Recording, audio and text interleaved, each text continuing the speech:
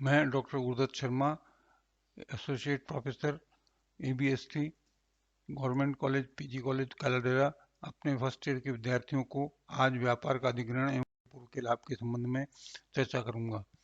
यदि कोई नवस्थापित कंपनी किसी चालू व्यवसाय को खरीद लेती है तो इसे कंपनी द्वारा व्यापार का क्रय कहा जाता है। जो संस्था अपना चालू व्यापार विक्रय कर रही है उसे एकल व्यवसायी, साझेदार संस्था या अन्य कंपनी हो सकती है। इसे व्यापार विक्रेता वेंडर कहते हैं। इसी प्रकार एकल व्यवसायी या साझेदार फर्म अपने व्यापार को कंपनी में बदल लेते हैं तो ऐसे परिवर्तन को भी कंपनी द्वारा व्यापार क्रय कहा जाता है। व्यापार का क्रेता कंपनी व्यापार विक्रेता के उक्त व्यवहार के बदले जिस राशि का भुगतान करता है उसे क्रय प्रतिफल परचेज कंसिडरेशन कहते हैं। व्यापार क्रय पर क्रेता कंपनी विक्रेता की समस्त संपत्तियों को ले लेती है तथा समस्त संपत्तियों के दायित्वों को ले सकती है अथवा विशिष्ट संपत्तियों या दायित्वों को ले सकती है। इस संबंध में निम्नलिखित मान्यताएं महत्वपूर्ण है। यदि केवल इतना कहा जाए कि व्यापार क्रय किया है तो इसका अर्थ होगा कि विक्रेता ने समस्त दायित्वों एवं संपत्तियों को ले लिया है। समस्त संपत्तियों के तात्पर्य नकद, रोकड़ सहित समस्त संपत्तियों से है, किंतु अन्य गैर चालू संपत्तियों अदर नॉन करंट एसेट तथा लाभ हानि के विवरण का ऋणात्मक शेष, negative balance of statement of profit and loss, स्थगित आय व्यय अंशों के व ऋण पत्रों के निर्गमन पर दिया गया भत्ता, प्रारंभिक व्यय आदि सम्मिलित नहीं होते हैं। समस्त दायित्वों में पूंजी तथा संचय एवं आधिक्य, रिजर्व एंड सरप्लस के अतिरिक्त समस्त दायित्वों में से है। व्यापार के स्वामी द्वारा प्रदान किए गए ऋण एवं आयोजनों प्रोविजंस को भी दायित्वों में सम्मिलित किया जाता है। जब तक प्रश्न में कुछ अतिरिक्त न कहा जावे तो समस्त संपत्तियों और दायित्वों के पुस्तक मूल्य पर ले लिया जाएगा। कुछ संपत्तियों और दायित्वों को जो विक्रेता की पुस्तकों में नहीं हो वह प्रश्न में स्पष्ट उल्लेख होने पर भी इसे क्रेता कंपनी ले सकती है, जैसे ख्याति, संदिग्ध दायित्व आदि का निर्धारण, ascertainment of the purchase consideration. जैसा ऊपर उल्लेख किया गया है कि व्यापार क्रय पर क्रेता कंपनी द्वारा विक्रेता कंपनी का जिस अंश का भुगतान किया जाता है क्रय प्रतिफल कहते हैं। क्रय प्रतिफल का निर्धारण निम्नलिखित दो विधियों द्वारा ज्ञात किया जा सकता है।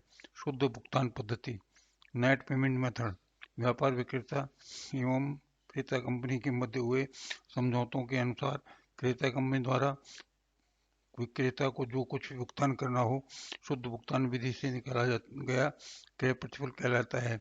शुद्ध भुगतान विधि से क्रय प्रतिफल ज्ञात करने के समय निम्नलिखित बातें महत्वपूर्ण है। यदि क्रेता कंपनी ने आपसी समझौते के अंतर्गत व्यापार क्रय हेतु 25 लाख विक्रेता कंपनी को दिए तो यह 25 लाख क्रय प्रतिफल क्रेता कंपनी ने विक्रेता को जिस रूप में जितना जितना भुगतान किया है उन सभी का सामूहिक मूल्य क्रय प्रतिफल होगा। जैसे राम लिमिटेड ने राम श्याम एंड कंपनी एक साझेदारी संस्था के चालू व्यापार का क्रय किया।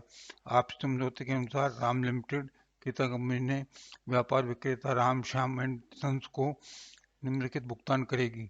10 रुपए वाले 1 लाख इक्विटी अंश, 25 रुपए पर निर्गमन, रुपए 100 रुपए वाले 10% ऋण पत्र तथा 1 लाख रुपए नकद। इस प्रकार क्रेता कंपनी ने विक्रेता को जिस रूप में अंश, ऋण पत्र व नकद राशि जितना भुगतान किया है उन सभी का योग क्रय प्रतिफल होगा।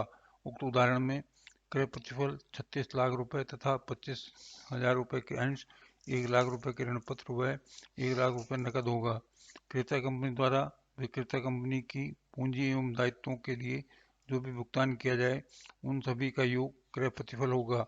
उक्त उदाहरण में विक्रेता कंपनी राम को उसकी पूंजी के बदले 10 रुपए वाले 40,000 इक्विटी अंश पर जो 25 रुपए पर निर्मित किया गया है तथा 100 रुपए वाले 4,000 ऋण पत्र देगी। शाम को 10 रुपए वाले 60,000 इक्विटी अंश जो 25 रुपए पर निर्मित किए जाएंगे देगी तथा राम श्याम सन्स के दायित्वों का भुगतान करने हेतु अंश जो रुपए 25 पर निर्मित किए जाएंगे देगी तथा राम श्याम एंड कंपनी के दायित्वों का भुगतान करने हेतु 1 लाख रुपए नकद और 6,000 100 रुपए वाले ऋण पत्रों का निर्गमन करेगी।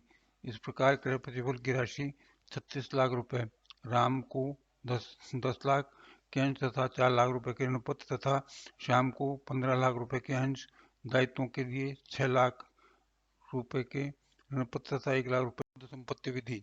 यदि क्रेता एवं विक्रेता के मध्य क्रय पत्र का कोई समझौता नहीं हुआ है या समझौते की कुछ राशियां संबंध में स्पष्ट न हो तो क्रय पत्र का निर्धारण शुद्ध संपत्तियों के आधार पर किया जाएगा। उदाहरणार्थ, सत्या लिमिटेड का निर्माण सत्या एकल व्यवसाय के चालू व्यापार को क्रय करने के लिए हुआ।